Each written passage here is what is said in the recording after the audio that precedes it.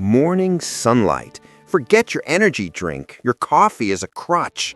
The most potent drug for waking your brain and body is firing at you from 93 million miles away, and it's free. We're told to get some sun, but this advice is criminally understated. It's not a gentle suggestion, it's a non-negotiable biological command. Your circadian rhythm, the master clock that dictates nearly every hormonal and neurological process in your body, is fundamentally dumb. It has no watch. It runs on a single powerful signal, the specific frequency and intensity of light entering your eyes. When you wake up and stumble around in your artificially lit cave, your brain remains in a state of twilight confusion. It's still producing melatonin, the sleep hormone, and hasn't received the signal to kickstart the cascade of chemicals that create alertness. The fix is brutally simple and requires zero technology. Within the first hour of waking, you must go outside. Not look through a window, which filters out the crucial UV wavelengths, but physically expose your eyeballs to the sky. You need to do this for 5 to 10 minutes on a clear day and 15 to 20 minutes on an overcast one. Don't stare at the sun like a madman. Look toward the horizon. Let the ambient light flood your retinas. This act triggers a precise chain reaction. Light hits specialized cells in your eyes called iPRGCs, sending a direct signal to a cluster of 20,000 neurons in your hypothalamus known as the suprachiasmatic nucleus. This is your master clock. The signal does two critical things. First, it slams the brakes on melatonin production, effectively telling your body the sleep phase is over. Second, it triggers a healthy, timed release of cortisol. Cortisol gets a bad rap as the stress hormone, but in the morning, it's the get out of bed and conquer the world hormone. It provides focus, energy, and mobilizes your metabolism. By missing this morning light signal, you create a state of circadian drift. Your cortisol peak is delayed and blunted, making you feel groggy for hours. Worse, you disrupt the timer for nighttime. Your brain needs that morning light spike to correctly time the release of melatonin 12 to 14 hours later. So that groggy morning you created by staying inside leads directly to a restless night. You're not just waking up your body for today, you're programming your sleep for tonight. This isn't a wellness hack, it's the operating manual for your own biology. Ice water face plunge. The internet is obsessed with turning people into human popsicles. Full-body ice baths are the new badge of honor for biohackers, promising mental toughness, fat loss, and superhuman recovery. But here's the secret most gurus won't tell you. For a rapid, powerful nervous system reset, you don't need a $1,000 tub and a near-death experience. You just need a bowl of ice water and your face. Plunging your face into frigid water activates one of the most powerful and primitive reflexes hardwired into your DNA, the mammalian dive reflex. This isn't a psychological trick, it's a physiological override. This reflex evolved in our aquatic ancestors to conserve oxygen when submerged.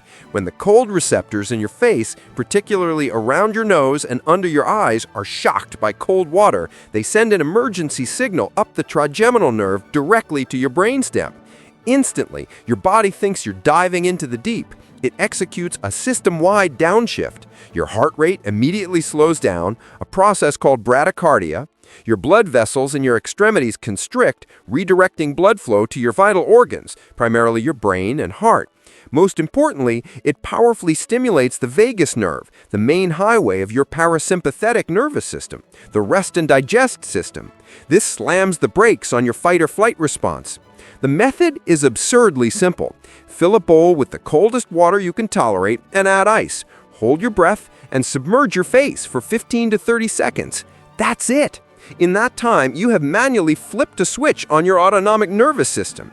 The stress hormones flooding your system are downregulated. Your mind, which was just racing with anxiety or panic, is forced to focus on the immediate primal sensation of the cold. It's a hard reboot. While cold plunges have their place for inflammation and long-term adaptation, their effects can be blunted by overstressing the body. The face plunge, however, is a surgical tool. It's a targeted, instant-acting tranquilizer without the pills. It's the emergency stop button for stress that evolution built right into your face. Sleep cycles. You've been lied to about sleep. The lie is that 8 hours is the magic number. If you've ever gotten a full 8 hours and woken up feeling like they were hit by a bus, you're a victim of this myth. The truth is, when you wake up is far more important than the total time you slept. Your brain doesn't sleep in one long, continuous block. It operates in repeating cycles, each lasting roughly 90 minutes. Within each 90-minute cycle, your brain transitions through several stages: light sleep, deep sleep, where physical repair happens, and REM sleep, where memory consolidation and dreaming occur. Waking up in the middle of a light sleep stage feels easy and refreshing. Waking up in the middle of a deep sleep stage is catastrophic. Your brain is flooded with delta waves, and being ripped out of this state is like pulling a computer's plug during a major software update. The result is sleep inertia, that profound grogginess, disorientation, and cognitive impairment that can last for hours. You don't need a fancy wearable to master this. You just need basic math. The goal is to wake up at the end of a sleep cycle, not in the middle of one. Start with your target wake-up time and count backward in 90-minute increments.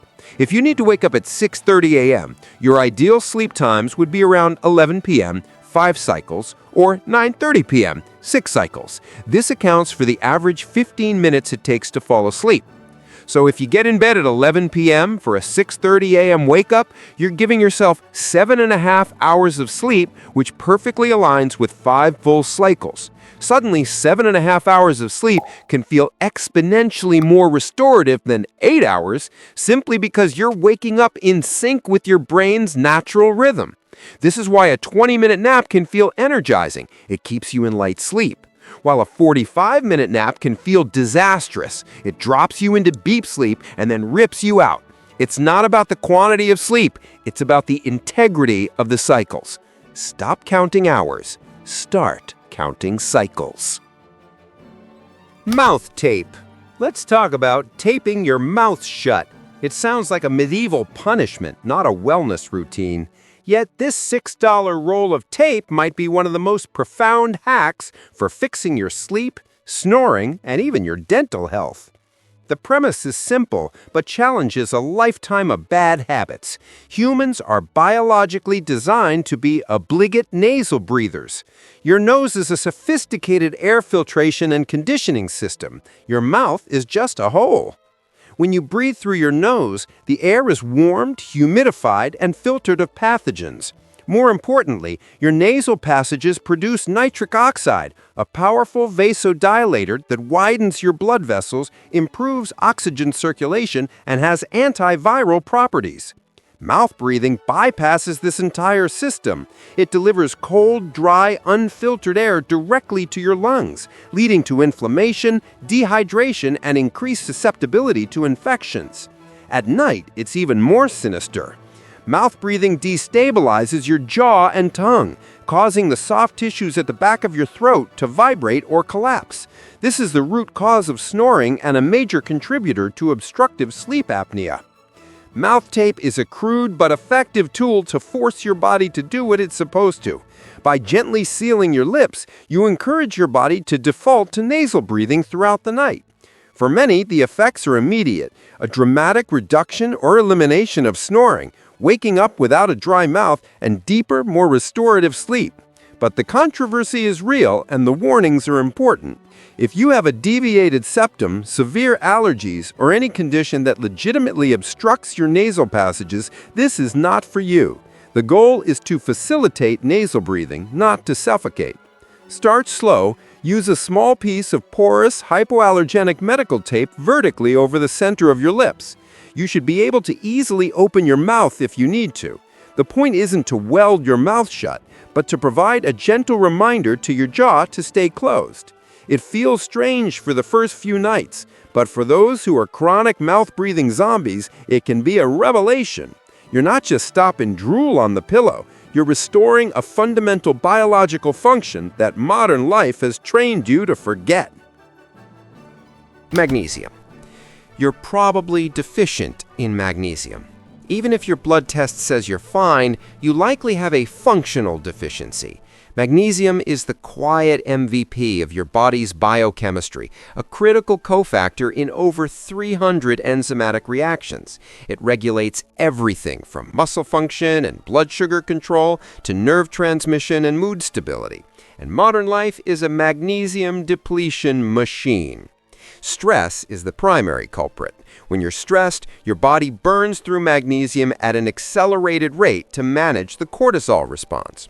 Caffeine, alcohol, sugar, and even intense exercise all drain your magnesium reserves. The result?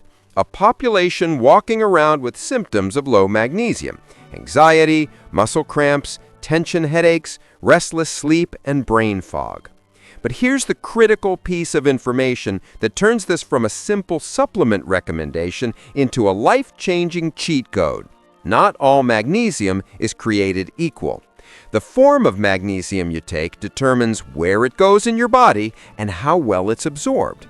If you've ever taken cheap magnesium from the drugstore and only experienced digestive distress, you probably took magnesium oxide, which is poorly absorbed and primarily acts as a laxative. Magnesium citrate is slightly better absorbed but can also have a laxative effect. The real magic for the nervous system lies in chelated forms, where the magnesium is bound to an amino acid. Magnesium glycinate, or biglycinate, is the undisputed king for sleep and relaxation. The magnesium is bound to glycine, an amino acid that itself has a calming effect on the brain by increasing GABA, an inhibitory neurotransmitter. This one-two punch makes it incredibly effective for reducing anxiety, quieting a racing mind, and improving sleep quality without the digestive side effects. Another powerful form is magnesium threonate, which is unique in its ability to cross the blood-brain barrier. This makes it particularly effective for cognitive benefits, such as improving memory and fighting brain fog. For sleep, stress, and true nervous system recovery, taking the right form of magnesium isn't just supplementing a mineral, it's providing your body with the specific key it needs to unlock a state of calm and repair. Breath work. Forget your meditation app. The most powerful tool for shifting your mental and physiological state is already installed in your body. It's your breath, and you're using it wrong. Breathwork isn't some new age wellness fad. It's a direct mechanical interface with your autonomic nervous system, backed by hard science and used by everyone from Navy SEALs to trauma therapists. How you breathe dictates how your nervous system behaves. Fast, shallow breathing from your chest is the universal signal for panic. It tells your brain you're running from a predator, flooding your system with cortisol and adrenaline. Slow, deep diaphragmatic breathing is the universal signal for safety. It stimulates the vagus nerve, activating your parasympathetic rest and digest system. You have a built-in control panel for your mood, and most people never touch the dials. Let's get specific. Box breathing is a simple and powerful technique for calming the mind and lowering cortisol. The pattern is 4 by 4. Inhale for a count of 4, hold your breath for 4, exhale for 4, and hold the exhale for 4. This rhythmic pattern forces a state of coherence between your heart rate and your breathing, signaling safety and control to your brain. For an almost instantaneous stress reset, use the physiological sigh. This is something your body does involuntarily to offload carbon dioxide and relax. You can do it consciously for an immediate calming effect. It's a double inhale through the nose, followed by a long, slow exhale through the mouth. The first inhale fills the majority of your lungs, and the short second inhale pops open the remaining alveoli, allowing for a much more efficient exchange of gases. This rapid CO2 dump sends a powerful relaxation signal to your brainstem. 2 or 3 physiological sighs can stop a rising sense of panic in its tracks. For a spike in alertness, there's cyclical hyperventilation, popularized as the Wim Hof method. It involves 20 to 30 deep, rapid breaths, followed by an extended exhale and breath hold. This temporarily blows off CO2, increases blood pH, and triggers a massive adrenaline release, creating a state of sharpened focus and energy. Breath work is not passive. It is the active, conscious control of your internal state. You can decide whether to be calm, alert, or relaxed simply by changing the pattern of your breathing. Binaural beats. At first, it just sounds like a strange hum, another lo-fi playlist promising to help you focus. But binaural beats are not just background music. They are a form of auditory illusion, a surprisingly potent cheat code for nudging your brain into a desired state using nothing but sound. This is a process called neuroentrainment, and it works by exploiting how your brain processes sound. Here's the mechanism. You need headphones for this to work. A slightly different frequency tone is played in each ear. For example, your left ear might hear a pure tone at 400 Hz, while your right ear hears one at 410 Hz. Your brain can't process these two separate tones. Instead, it perceives a third, phantom beat at the difference between the two frequencies, in this case, 10 Hz. This 10 Hz pulse corresponds to a specific brainwave frequency. Over time, as you listen, your brain's own electrical activity can start to synchronize with this external rhythm. You can, in effect, guide your brain toward a specific state of consciousness. Delta waves, 0.5 to 4 Hz. These are the slow, deep waves of restorative, dreamless sleep. Listening to binaural beats in this range can help you fall asleep faster and increase sleep depth. Theta waves, 4 to 8 Hz. This is the state of creativity, intuition, and light meditation. It's the twilight state just before you fall asleep or wake up. Theta entrainment can be powerful for brainstorming or deep, introspective work. Alpha waves, 8 to 13 Hz. This is the state of calm, relaxed focus. It's often described as the flow state. Alpha waves are present when you're alert but not stressed, making this frequency ideal for studying, learning, or any task requiring clear, focused thought. Beta waves, 13 to 30 Hz. This is the state of active thinking, problem solving, and high alertness. Low-end beta can enhance focus, but high-end beta is associated with anxiety and stress. The catch is that this isn't a magic bullet. It requires headphones, consistency, and some personal experimentation to find which frequencies work best for you. But as a non-invasive, supplement-free tool, it's a remarkably simple way to directly interface with your brain's internal rhythms and shift your mental state on command. Intermittent fasting. It turns out that the most important meal of the day might be the one you don't eat. Intermittent fasting has been co-opted by diet culture, but its most profound benefits aren't about weight loss, they're about cognitive enhancement. By strategically timing your meals, typically within an 8-hour window followed by a 16-hour fast, you can shift your brain into a state of heightened focus and clarity. The conventional wisdom that your brain needs a constant supply of glucose from breakfast to function is misleading. When you're in a fasted state, your body isn't bogged down with the energy-intensive process of digestion. Your insulin levels drop, and your brain initiates a series of powerful adaptive processes. One of the most important is the production of brain-derived neurotrophic factor, BDNF. BDNF is like miracle grow for your brain. It supports the survival of existing neurons, encourages the growth of new ones, and is critical for learning, memory, and cognitive flexibility. Studies have shown that fasting can significantly increase BDNF levels, essentially putting your brain into a state of growth and repair. Furthermore, after about 12 to 14 hours of fasting, your body starts to produce ketones as an alternative fuel source. Your brain loves ketones. They are a cleaner, more efficient fuel than glucose, producing fewer inflammatory byproducts. This is why so many people report a feeling of laser-like focus and mental clarity in the later hours of their morning fast. That feeling isn't just the coffee kicking in, it's the metabolic shift from glucose to ketone-based energy. Fasting also triggers a cellular cleanup process called autophagy, where your cells identify and discard old, damaged components. It's a biological reset that reduces inflammation throughout your body and your brain.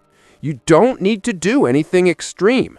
A simple 16 to 8 protocol, stopping eating at 8 p.m. and having your first meal at noon the next day, is enough to unlock many of these benefits. It's not for everyone, and those with underlying health conditions should be cautious. But for many, it's a simple shift that clears the mental clutter and allows the brain to run on a superior operating system. The gut-brain axis. There is a second brain inside you. It doesn't ponder the meaning of life, but it does decide whether your primary brain feels anxious, depressed, or focused. Welcome to the gut-brain axis, the biochemical superhighway where trillions of microorganisms in your intestines control your mood and cognition. The idea that your stomach influences your feelings isn't just a metaphor. It's a neurological and microbial reality. Your gut is lined with its own independent nervous system, the enteric nervous system, containing over 100 million neurons, more than your spinal cord. This second brain is in constant, direct communication with the brain in your skull via the vagus nerve. And this conversation is heavily influenced by the tenants living in your gut, your microbiome. This vast ecosystem of bacteria, viruses, and fungi is not a passive passenger. It actively synthesizes neurotransmitters, regulates inflammation, and communicates with your immune system. Here's the kicker. Over 90% of your body's serotonin, the key neurotransmitter for mood stability and feelings of well-being, is produced in your gut, not your brain. Your gut bacteria are literally manufacturing the chemicals that determine your happiness. When you eat a diet high in processed foods, sugar, and industrial seed oils, you are feeding the kinds of inflammatory bacteria that send stress signals up the vagus nerve, contributing to brain fog, anxiety, and depression. Conversely, a diet rich in fiber, fermented foods like kimchi, sauerkraut, and kefir, and polyphenols found in colorful plants, coffee, and dark chocolate feeds the beneficial microbes that produce anti-inflammatory compounds and the precursors to neurotransmitters like serotonin and dopamine. When people say they feel like garbage after a weekend of junk food, they are not being dramatic. They are describing a state of neurochemical imbalance orchestrated by their gut. Your mood is not all in your head, it's in your gut. And if you don't feed your microbial overlords correctly, they will eat your motivation for breakfast. Red light therapy. It sounds like pure science fiction, blasting your body with specific wavelengths of red light to heal faster, reduce inflammation, and boost energy. But red light therapy, or photobiomodulation, is grounded in real mitochondrial biology. It's a cheat code that works not on a systemic level, but on the level of the individual cell. Your cells are powered by tiny organelles called mitochondria. They are the energy factories that produce adenosine triphosphate, or ATP, the universal energy currency of your body. Everything from muscle contraction to neural firing depends on a steady supply of ATP. As we age or experience stress and illness, mitochondrial function can decline. This is where red and near-infrared light come in. Specific wavelengths of light, typically in the mid-600 nanometer range, the visible red light, and the mid-800 nanometer range, the invisible near-infrared light, are able to penetrate the skin and be absorbed by a molecule called cytochrome C oxidase within the mitochondria. This absorption excites the molecule, causing it to release a pesky molecule of nitric oxide that can inhibit ATP production.